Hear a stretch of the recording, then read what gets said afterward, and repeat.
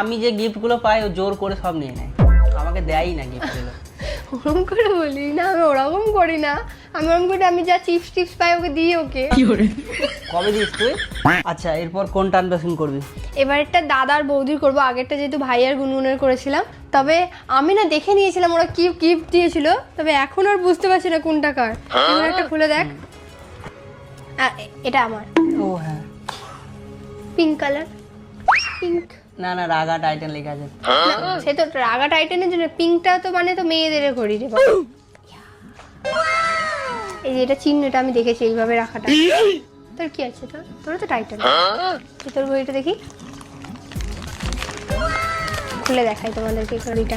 আমার হাতে, আমার নিজের মনে হয় পার্সোনালি যে আমার হাতে রোজ গোল্ড টাইপের যে কোনো জিনিস খুব ভালো মানায়। কি সুন্দর হয়েছে এটা, ভিতরটা পিঙ্ক, খুব সুন্দর হয়েছে।